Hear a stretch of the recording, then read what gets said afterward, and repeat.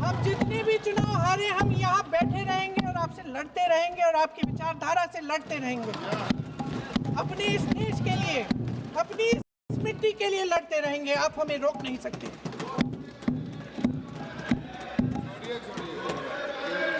सुन लीजिए सुभाष चंद्र बोस जी ने क्या कहा, सुन लीजिए, सुन लीजिए। My dear Jawahar, reference Vande Mataram.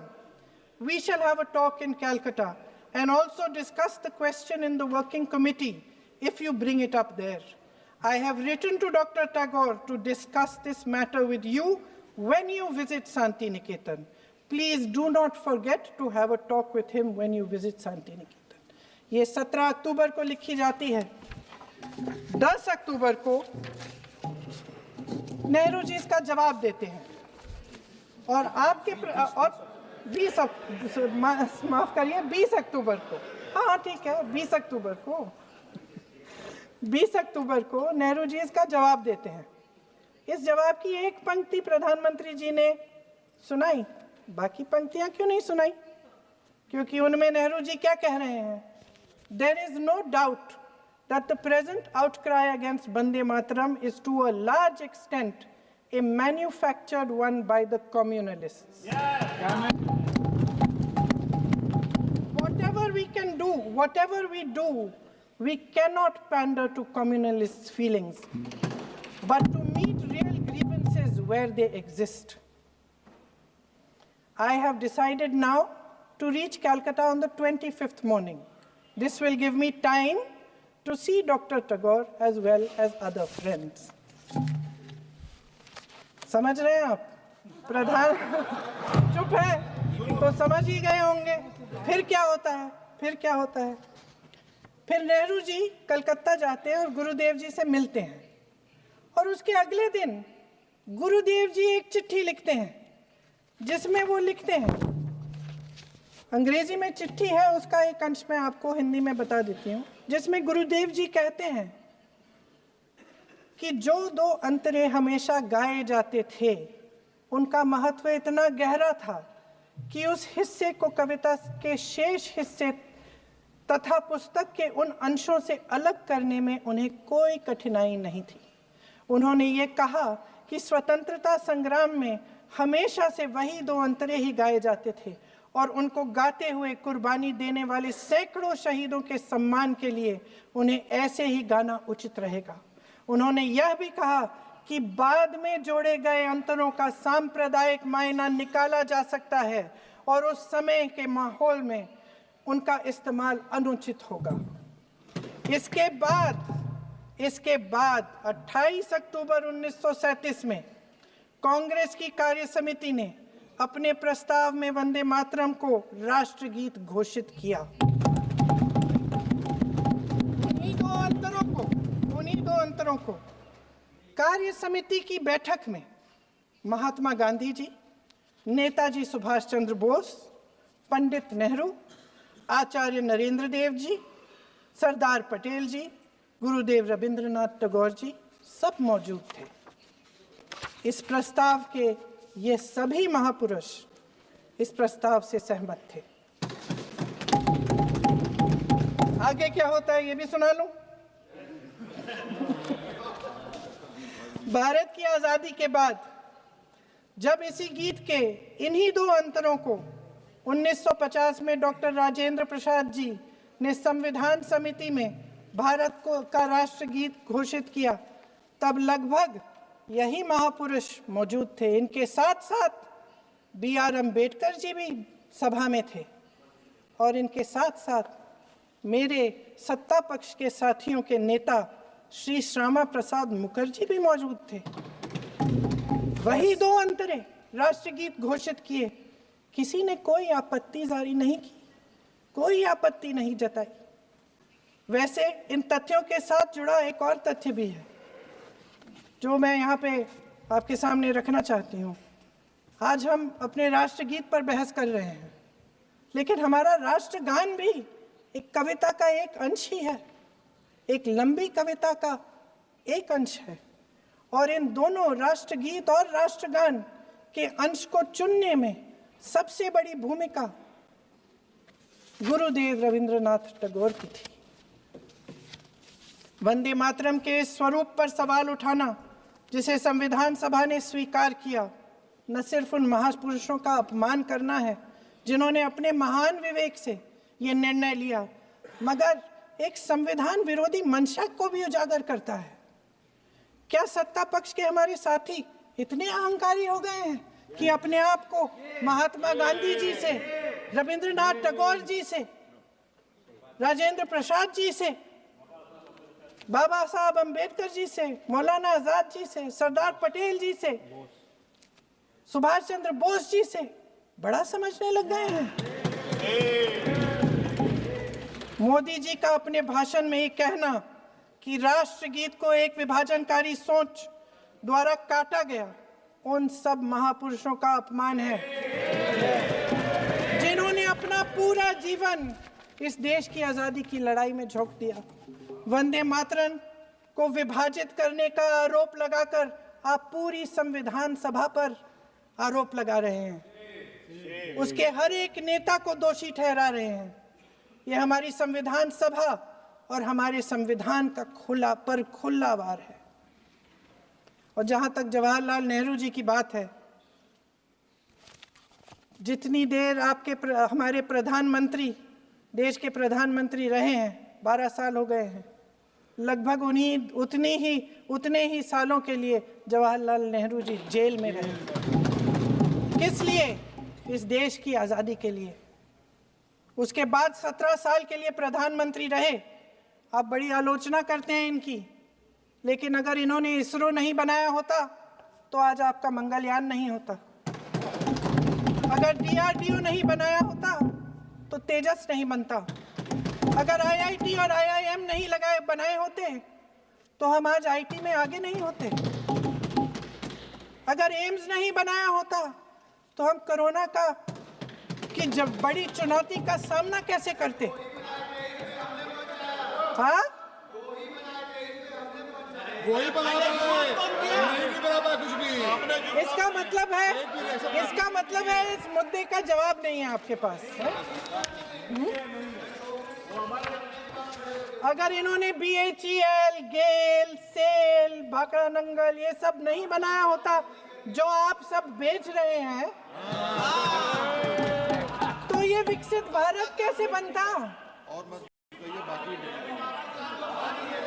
Pandit Jawaharlal Nehru इस देश के लिए जिए। सुन लीजिए, बाकी भी बेच देंगे। पंडित जवाहरलाल नेहरू इस देश के लिए जिए और देश की सेवा करते करते उन्होंने दम तोड़ा। फिर भी सुन लीजिए, मेरी एक सलाह ले लीजिए। सर, मैं आपके माध्यम से सलाह दे रहे हैं, हम छोड़ना नहीं है। सर, मैं आपके माध्यम से एक सलाह दे देती हूँ। हमारे प्रधानमंत्री महोदय 12 सालों से इस सदन में हैं, मैं मात्र 12 महीनों से हूँ। फिर भी छोटी सी सलाह है। उन्होंने अभी हाल ही में चुनाव था, कुछ महीनों पहले उन्होंने एक सूची निकाली थी कि विपक्षी दलों ने और विपक्ष के नेताओं ने कितने अपमान किए हैं इनके, और उसमें शायद 90-99 ऐसे उन्होंने अपमानों की सूची बनाई थी। तो मैं उनको एक छोटी सलाह देना चाहती हूँ कि नेहरू जी से जितनी भी शिकायतें हैं, जितनी भी गलतियाँ उन्होंने की आपके जहन में, जितनी भी गालियाँ देनी है, जितना भी अपमान करना है, उसकी भी एक सूची बना दीजिए। नहीं, बात खत्म नहीं है। 999 अपमान, 9999 अपमान, सूची बना दीजिए और फिर हम एक समय निर्धारित करते हैं। जैसे हमने 10 घंटे आज वंदे मातरम पर हमने बहस किया है ना, उस तरह से हम अध्यक्ष महोदय जी से पूछेंगे, एक समय निर्धारित करेंगे, 10 घंटे, 20 घंटे, 40 घंटे, जितने घंटों में आपकी ये शिकायत पूरी हो जाए, माननीय सदस्य आप शांत हो जाए और हम बहस कर लेंगे। लेकिन इस सदन का कीमती समय, जिसके लिए हमें यहाँ पे जनता ने भेजा है, जैसे हमें जनता की समस्याओं को हल करने के लिए चर्चा करनी चाहिए, इस्तेमाल करना चाहिए, उसको AC के लिए इस्तेमाल करिए। उसके बाद जैसे अंग्रेजी में कहते हैं ना, जैसे अंग्रेजी में कहते हैं कि once and for all let's close the chapter. Close कर लीजिए, देश सुन लेगा क्या क्या शिकायतें हैं, किसने क्या किया, इंदिरा जी ने क्या किया, राजीव जी ने क्या किया, परिवारवाद क्या होता है, नेहरू जी ने कौन सी गलतियां की, सुना लीजिए, फिर खत्म। उसके बाद बेरोजगारी, महंगाई, महिलाओं की समस्याएं, जो पीएमओ में हो रहा है उसकी बातें, उसकी चर्चा, जो बेटिंग ऐप के बारे में हो रहा है पीएमओ के अंदर, आप सदस्य प्लीज, जो एप्स्टीन फाइलों में आपके मंत्री महोदय के नाम निकल आए हैं, माननीय उसकी चर्चा करेंगे। आप वंदे मातरम में बोले, आप इधर उधर डाइवर्ट मत हो।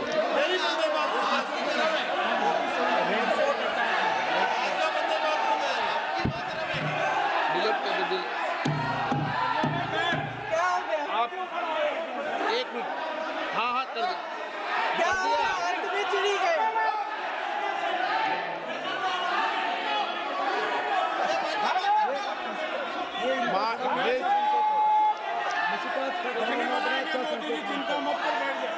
बहुत बढ़िया। माननीय सदस्य, एक मिनट, माननीय सदस्य, आप वंदे मातरम पर सार्थक चर्चा करें। ठीक सर, इधर उधर डाइवर्ट बात यही थी सर, संक्षिप्त में बात यही थी, कोई डाइवर्ट नहीं होना हम चाहिए अतीत अपन में को। बातें करते रहते हैं। माननीय सदस्य नहीं, आप बिना तथ्यों के कोई बात नहीं करें। आप वंदे मातरम पे बोले उचित रहेगा।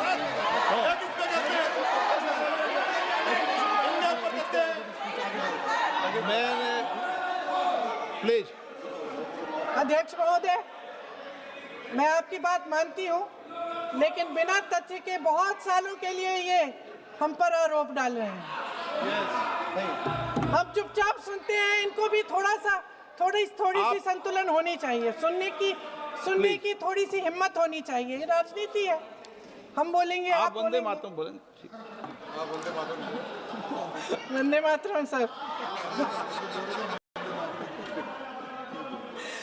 महोदय, आज की ये बहस सिर्फ ध्यान भटकाने के लिए की जा रही है, क्योंकि ये सरकार इस देश के वर्तमान की असलियत छिपाना चाहती है।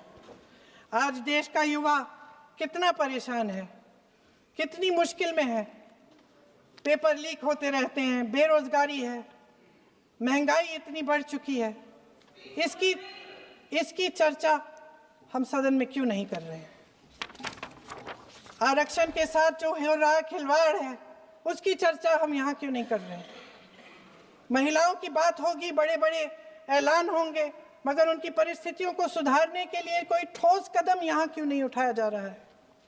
इन्हीं दरवाजों के बाहर खड़े होकर पत्रकार तरह आपने कहा कि आरोप मत लगाइए बगैर तथ्य के, तो मैं बोलूं कि नहीं बोलूं? नहीं, बिल्कुल नहीं। नो, आप उधर की बात मत बोलो। आप जल्दी से सदन में जो कुछ भी बोले वो तथ्यों से बोले। आपको हर चीज ऑथेंटिक करनी पड़ेगी, इसलिए आप तथ्यों से बोले। अच्छा सर, बड़े बड़े शहरों में प्रदूषण है, लेकिन हम इस सदन में बैठकर सिर्फ छोटी छोटी बातें करेंगे। जी, जो अतीत की बातें हैं ना, जो बार बार आप चाहते हैं कि हम पीछे देखें, लेकिन हम आगे भविष्य की बात, वर्तमान की बात, जो असली समस्याएं हैं उनकी बात न करें, ये छोटी बात होती है। आप में हिम्मत है तो भविष्य की बात करिए, हिम्मत है तो बात करिए कि बेरोजगारी क्यों है, कि पेपर लीक क्यों होते हैं। आप चेयर को एड्रेस करें। आपको अच्छा, खत्म कर लेती हूँ, चेयर के एड्रेस करो आप। अध्यक्ष महोदय जी, सच्चाई ये है कि इनका शासन दमन का शासन है। इनकी राजनीति दिखावे की राजनीति है, इवेंट मैनेजमेंट की राजनीति है, चुनाव से चुनाव तक राजनीति है, तरह तरह के ध्यान भटकाने वाले मुद्दों की राजनीति है। वंदे मातरम इस देश की उन्हीं उम्मीदों की गुहार है जिन्हें आपका शासन हर रोज ठुकरा रहा है। आज भी सरहद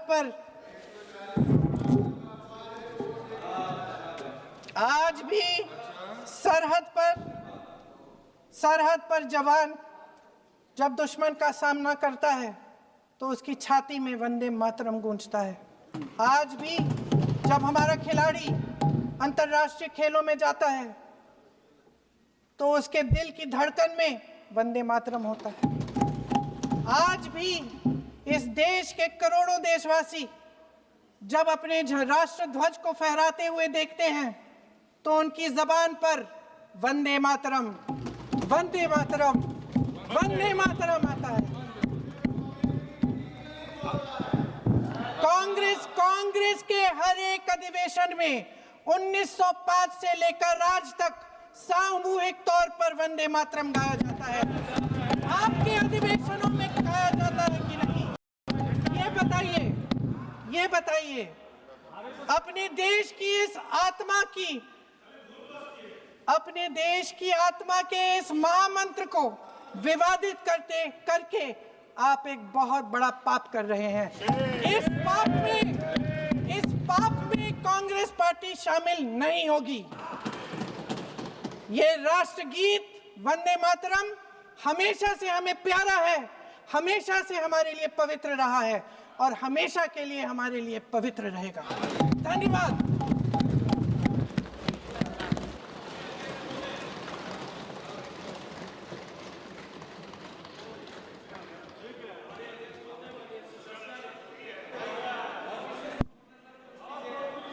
माननीय अध्यक्ष महोदय,